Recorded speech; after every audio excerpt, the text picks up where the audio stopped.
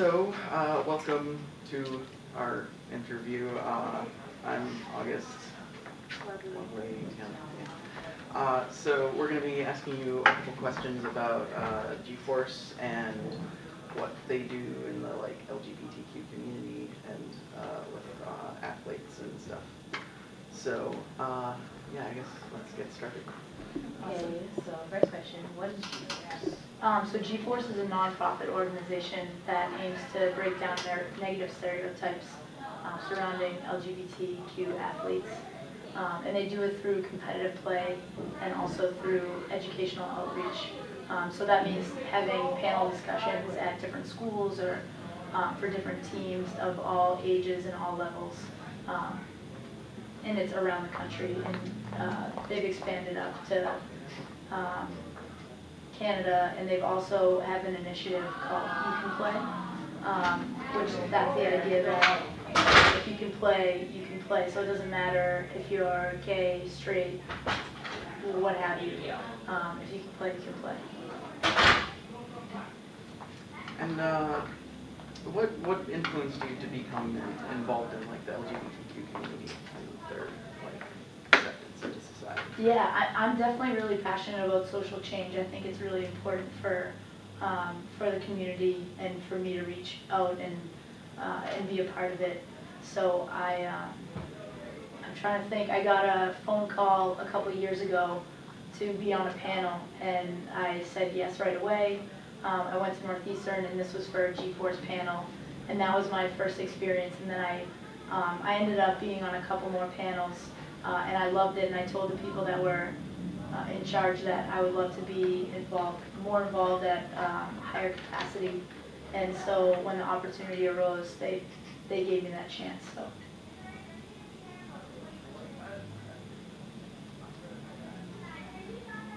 Why is LGBT? Which one? Yeah, why? Why LGBT? Oh wait, I think that's mine. Yeah. Sorry. Okay. Sorry about that. Don't worry. Why specifically LGBTQ athletes? Why athletes instead of just the community in general? Yeah, oh, why athletes and not just? Yeah, why focus on that? So for me personally, I grew up an athlete. I played 3 sports in high school and then continued on with ice hockey in college. And I feel a strong connection to sport. I worked at Northeastern's, the Center of Sport and Society, did an internship for them one summer. And that's when I really kind of caught the bug and became passionate for social change and feel that sport is a really, really good vehicle that you can sort of transport messages and lessons. And in terms of LGBT athletes, there's definitely a strong force right now kind of moving in the direction that we want to go in, which is pretty neat, and it's cool to be a part of, even though I'm a really, really small part. It's definitely cool to be a part of. What do you enjoy most about working with G-Force? I like meeting the different people, so it's cool. I spoke at Phillips Andover, and we spoke to the whole student body at large, and then we broke it down and met with all the captains and the coaches of all the sports teams. And it was neat to, after that, have some kids come up and say, hey, I'm really struggling with this. What should I do? And that sort of thing. It's kind of neat just to have that connection with people that I wouldn't necessarily know if I never had that opportunity. So it's neat to meet new people and have that chance to talk to them. Also, just speaking on these panels, and I don't do it anymore. I'm getting too old, so they're trying to get college-age kids. So I'm taking on kind of a different role. But speaking on the panels was really fun, just in terms of being able to sort of make light of a serious situation and make people see it's not really a big deal if you're gay and you're in the locker room and everyone has to shower together in a big open shower. It's not a big deal. It's not, it's so different than some people imagine. and those are the questions that you typically get on the panels, so. Yeah, which are kind I of was fun. actually on a panel about the Day of Silence at Oh, the really? school here. Yeah. And, well, I came out as genderqueer on that panel, which was an interesting experience, because there were like 300 people there. That's But awesome. yeah, it was, How'd that I got feel? some interesting questions. Yeah. It was intense, yeah. Really? But some people, it took them a while to really get what that meant, so questions on panels can get very interesting. Yeah, so, definitely. Yeah. Definitely, but it's good to, I mean, promoting awareness and definitely talking about it and creating a dialogue surrounding this stuff is so important. When I talk to my mom, she's like, people never talk about gay, lesbian, I mean, LGBTQ was not an abbreviation that my mom was familiar with when she was younger. And so it's neat that there is a dialogue surrounding it and there is awareness being promoted around it. So it's definitely a great thing. It's really neat that you're already on a panel. I mean, keep going with that stuff. Has G-Force faced any discrimination? Not that I've dealt with personally. I think so. You Can Play is an initiative of G-Force, and I know Patrick Burke, who's one of the founders. He's one of the 3 founders of the You Can Play project, and he's kind of the spokesperson. I know that he definitely, not necessarily discrimination, but he definitely faces a lot of adversity in his position, especially with on the men's side of sports with the male-dominated culture and kind of the macho culture that is sort of promoted on the men's side of sports. So with that, I know that he faces a lot of stuff, and he has such a good personality to deal with it. He doesn't really care what people think of him, and he says whatever he wants whenever he wants. But he's very well educated and is able to field any questions or any comments that come his way, which is pretty neat to see. And he's been a moderator on a lot of the panels, which I mean, A, he's so funny. B, he swears just to keep people, every once in a while, to keep people listening. One time his mom was at a panel, and she was watching, and he said the F word, and she was like, Patrick, you know, so. Right up on it. Yeah. But that kind of language. exactly. So it's fun to watch him and how he deals with things and not really caring, hey, you can say what you want, but this is sort of the way it is and this is the way it's going and this is the way we're pushing for. This was answered. Yeah, Oh, what was I You can gonna ask say? 7. So you personally haven't faced any discrimination? Being on the G-Force board or just in general? Well, I mean, like, with regards to G-Force and your cause. Yeah.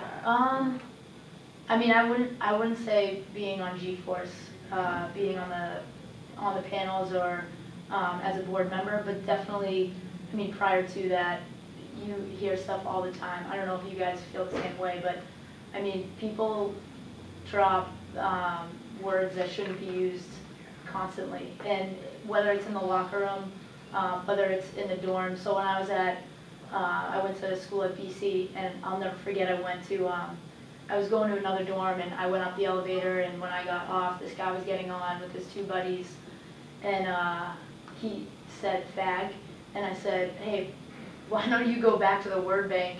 Like, I mean, I was being sort of rude back to him, and he was like, why don't you shut the F up, you effing dyke? And so I was like, I mean, I was with my 2 friends, so they were like, Vijay, let's go. And he said sorry, that he was having a bad night, and he just, sorry. yeah, thanks a lot, buddy, I'm glad you said sorry. But I mean, I think that stuff, I had a really positive experience personally, but I know a lot of people haven't and don't have the, the support that I did. And so those are the people that I hope G-Force reaches. Those are the people that need help. Those are the people that we want to feel support and know that it's going to get better if it's not okay now. What's your vision for the future? Honestly, to not have G-Force, to there not be a need for G-Force, to not be a need for You Can Play. That's really the whole point of it, is to get to a place where it doesn't matter, and you don't need to have panel discussions about LGBTQ issues. You don't need to constantly be standing up for that community, for you know, for people who are being called an effing dyke or a fag on the elevator, or you know, that sort of thing. So the vision is to get to a point where it's basically a no issue. And well, for a final question, what advice do you have to like a teenager in like the LGBTQ community that's dealing with all of this? Yeah, I reach out to somebody. You can't always do it alone, and you shouldn't always do it alone, and you should never ever ever feel like you're the only one, because there are so many people going through the same thing or similar things, and there are so many people who have gone through the same things and have come out on the other side better for it. And so reaching out to those people is hugely important. No one should ever feel like they're the only ones. Well, thank you. This has been a really great interview. Awesome. So, yeah. Do you guys have any other questions, like that maybe just came up from what Lee J had been saying, or? Well, I think one question I would have to ask is what is like G-Force's attitude towards like non-gender conforming athletes, like because most locker rooms and stuff are, and like sports things are segregated between two genders. Yeah. So how do you view that should be done for athletes that don't necessarily conform to that gender binary? Yeah, I mean, I would say, so there's a really thick packet, and it's a research thing / I'm not entirely sure what I would call it, but Pat Griffin wrote it, and it's unbelievable, and it kind of touches on those things. So if someone, I mean, G-Force is supportive of all athletes and feels that every single locker room should be a safe space for any athlete, regardless of anything. It's definitely important to have safe spaces everywhere, and to accept teammates for who they are, and with whatever that means. So I would say that that's really, really important in terms of G-Force, and that's kind of the point of the whole organization, is to make sure that there are safe spaces and everyone is treated equally throughout sport, regardless of anything else. So I think that concludes our interview. This has been very nice. So nice to meet you guys. Nice to meet you. Thanks a lot. Thanks so much.